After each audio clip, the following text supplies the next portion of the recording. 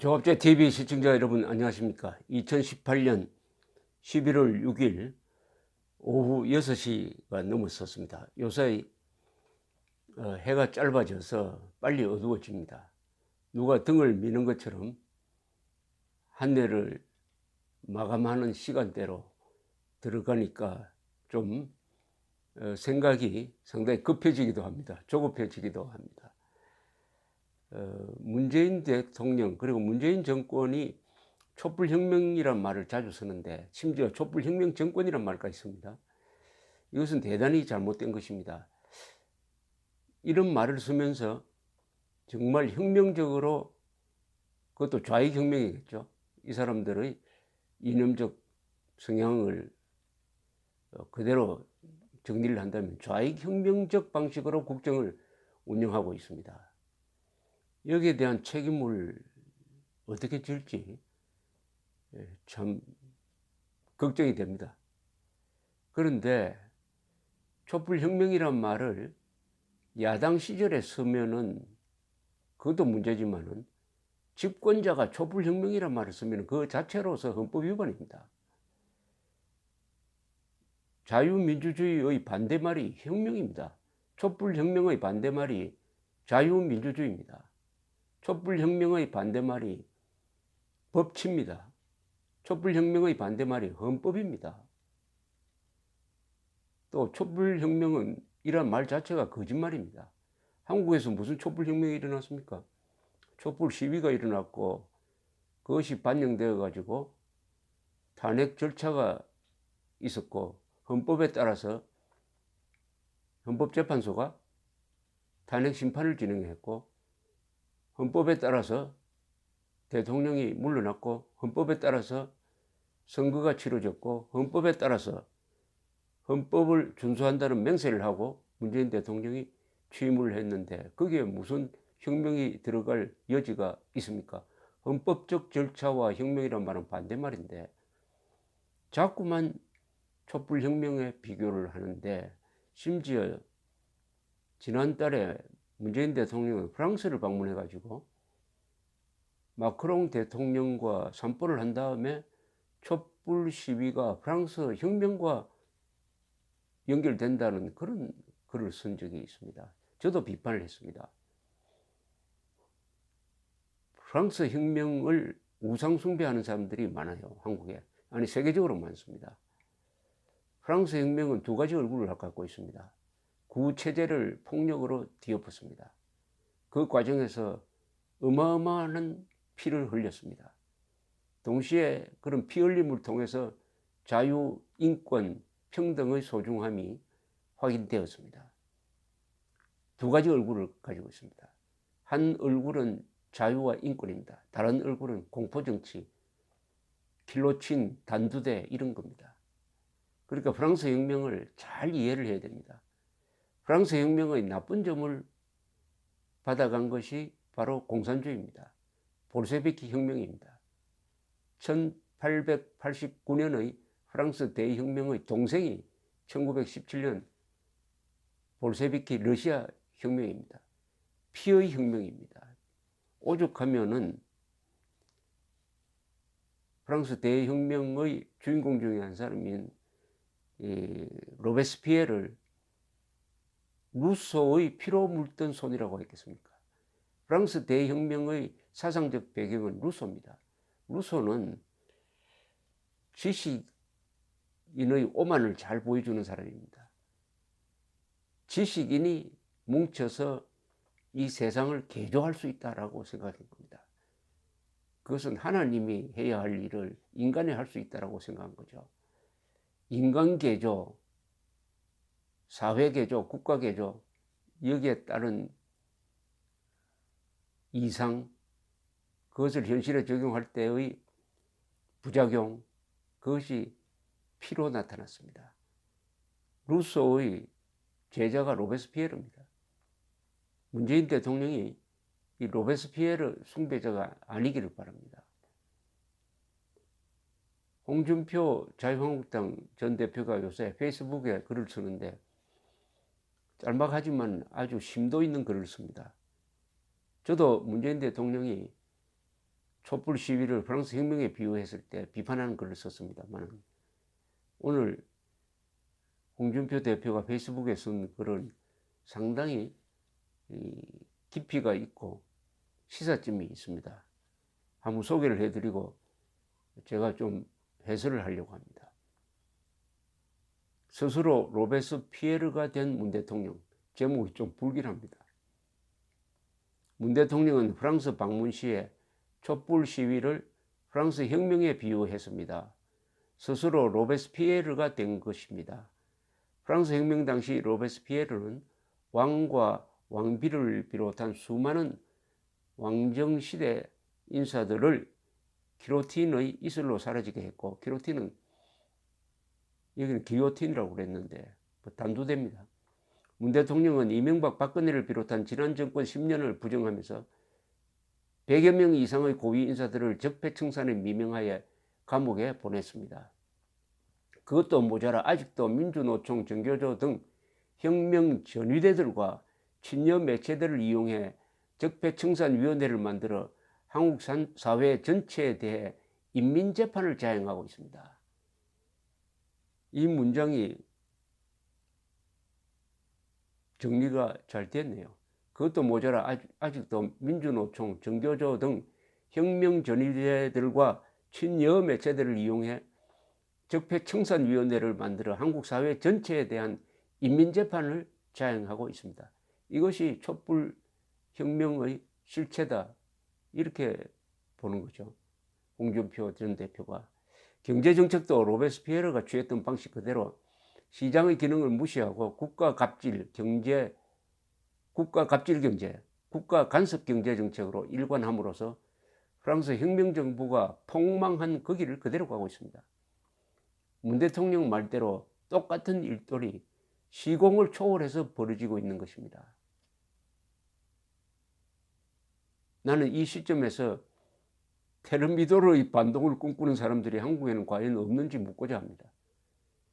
프랑스 혁명의 귀결이 테르미도르의 반동으로 온건 보수파가 완성했듯이 한국판 로베스피에르가 폭주하는 세상을 언제까지 계속 방관해야 하는지 자문해 봅니다. 자문 비장합니다.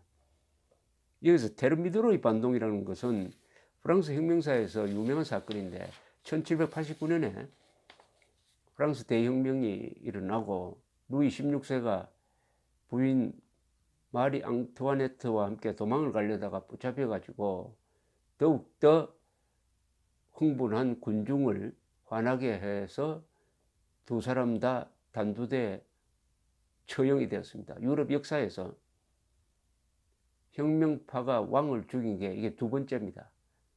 17세기 영국에서 청교도 혁명이 일어나서 당시에 영국 왕을 참수한 게 첫 번째죠. 그 뒤에 이 실권을 잡은 강경파가 자코뱅파로 불렸습니다.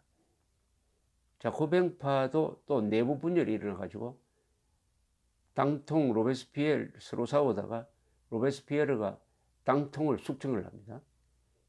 드디어 로베스피에르가 권력을 잡았습니다. 로베스피에르는 30대였습니다. 이 사람은 변호사 출신입니다.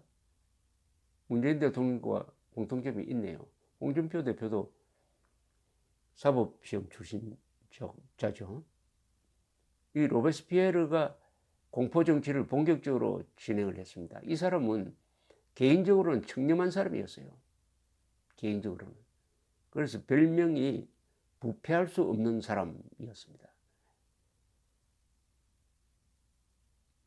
드디어 콩코드 광장에 단두대를 설치해 놓고 반대파를 숙청하기 시작했는데 몇 명을 죽였느냐? 지방에서만 빼고 파리에서 한 16,000명을 처형을 했다고 합니다. 여러분 상상해 보십시오. 그 화려한 파리의 한복판에서 떨어지는 도끼, 단두대를 걸어놓고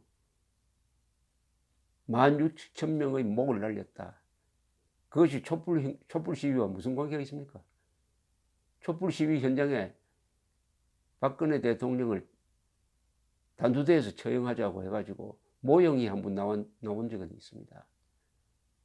이것은 오히려 촛불 시위에 대한 모독 아닙니까? 문재인 대통령이 촛불 시위와 프랑스 혁명을 비교하는 것은 이렇게 숙청을 막 해대니까 부작용이 일어났습니다.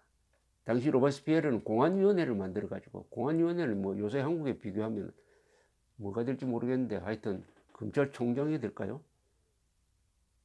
검찰총장이나 서울중앙지검장이 공안위원회 위원장 역할을 하는 건지, 홍준표 대표는 로베스피에르를 문재인 대통령한테 비교를 했습니다만, 일단 공안위원회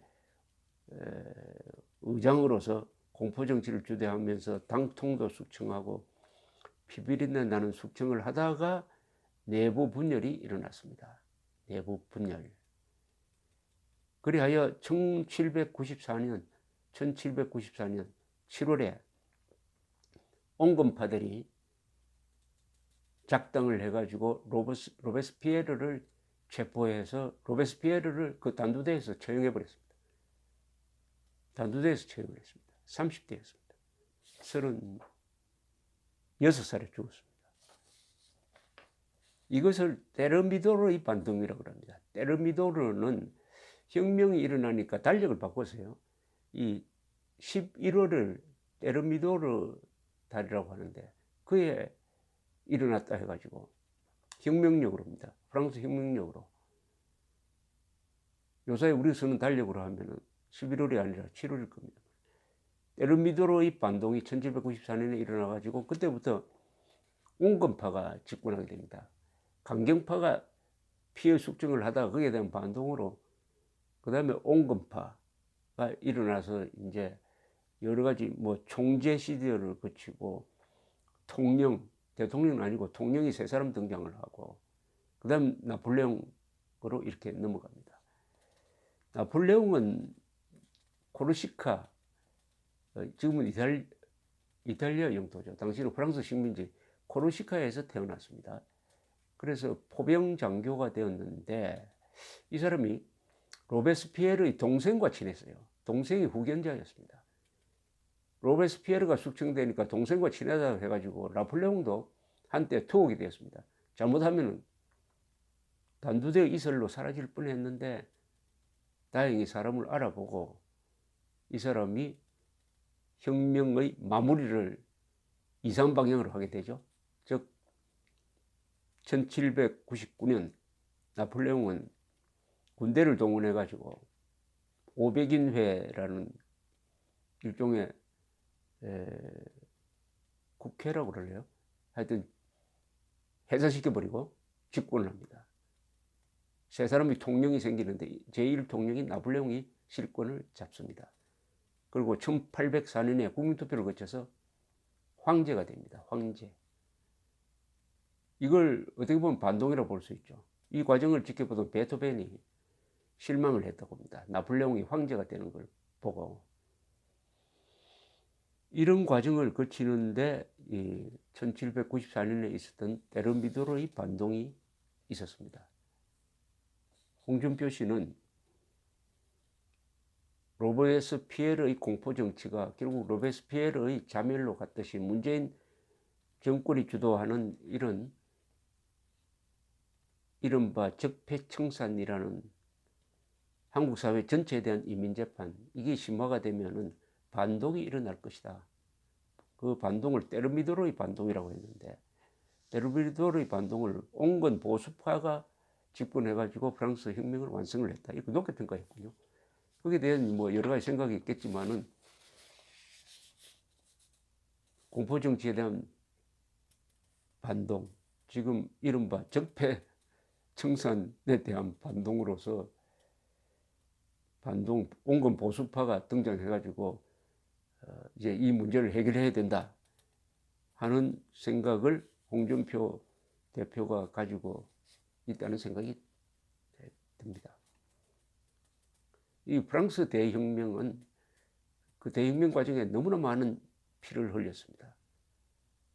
왕과 왕비를 죽이고 그리고 수많은 반란 진압이 일어나면서 그리고 결국은 나폴레옹 집권 이후에 약 한 5, 6년 동안 이른바 나폴레옹 전쟁이 일어나가지고 유럽의 말하자면 유럽의 전쟁이 일어났습니다. 한 150만 명이 죽었다고 합니다. 당시 인구 비례로서는 참 많은 사람이 죽었습니다. 그러다가 1815년 6월 워털루에서 나폴레옹이 진 다음에 프랑스는 다시 반동적, 그러니까 왕당파가 잡아가지고 왕정 복구를 하는 과정에서도 계속 프랑스는 좌우 대결로 갑니다. 1830년, 1848년의 혁명, 또시 나폴레옹의 조카가 또 황제가 되죠. 나폴레옹 3세죠. 이렇게 하면서 좌우 대결이 지금까지도 프랑스 사회를 흔들고 있습니다. 그런 과정에서 프랑스에서는 인권의 중요성, 인종, 종교를 초월한 인권의 중요성을 프랑스 사람들이 확인했습니다. 그래서 북한 인권 문제에 관해서 제일 앞장서고 있는 나라가 바로 프랑스입니다. 그 프랑스에 가서 문재인 대통령이 지금 지구상에서 가장 인권 답을 많이 하고 있는 김정은에 대해서 대북 제재 완화를 이야기를 하니까 마크롱 대통령이 오히려 인권 문제까지 거론을 하면서 더 강경한 자세를 보여준 것은 뭐 여러분들도 잘 목도했을 것이라고 생각합니다. 이 프랑스의 대혁명이 가지고 있는 두 얼굴, 하나는 공포정치, 하나는 인권과 자유. 이 두 가지 중에 우리는 공포정치의 실패 사례를 버려야 합니다. 프랑스 대혁명이 러시아 대혁명으로 갔고, 러시아 대혁명이 결국은 북한 노동당 정권을 만들어냈습니다. 대한민국은 그런 점에서 프랑스 대혁명의 좋은 점을 미국이 받아가지고 미국의 독립운동, 그리고 토마스 제퍼슨이 기초한 1776년의 독립선언서 내용에 나오는 모든 인간은 자유롭고 평등하고 그리고 생명을 부지하면서 행복하게 살 수 있다 하는 그 권리를 확인하는 그런 미국적 전통이 이승만을 거쳐서 대한민국 건국으로 이어진 것입니다. 어떻게 보면은 프랑스 대혁명의 나쁜 점은 러시아를 거쳐서 북한으로 들어갔고 좋은 점은 미국을 거쳐서 한국으로 들어갔습니다. 문재인 대통령은 대한민국의 자유민주주의가 서 있는 좌표를 정확하게 읽고 그 배경을 정확하게 안다면은 촛불 시위를 프랑스 혁명에 비교해서는 안 됩니다. 피냄새가 납니다. 감사합니다.